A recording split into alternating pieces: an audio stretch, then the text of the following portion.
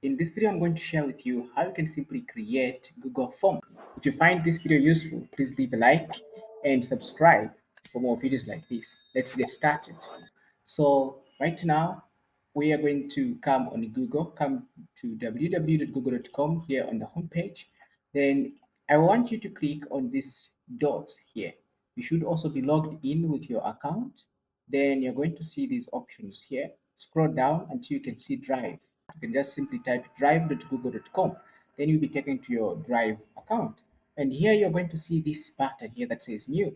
So click on New, and here you're going to see Google Forms.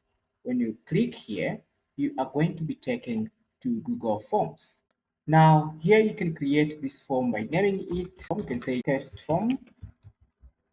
And here you can also make this bold if that's what you want. You can also add the description here, simple description, and you can start adding questions in this form.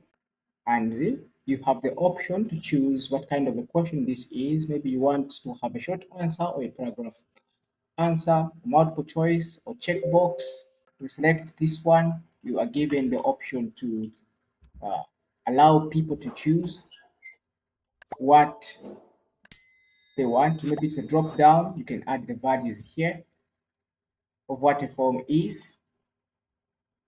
You can say answer one, answer two, answer three.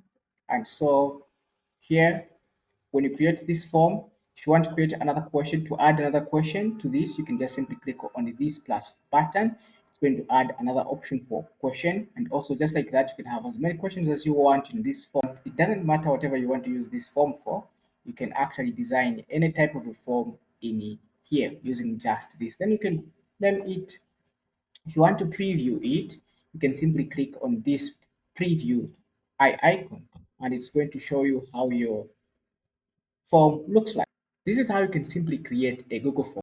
If you find this video useful, please leave a like and subscribe for more videos like this. Thank you for watching.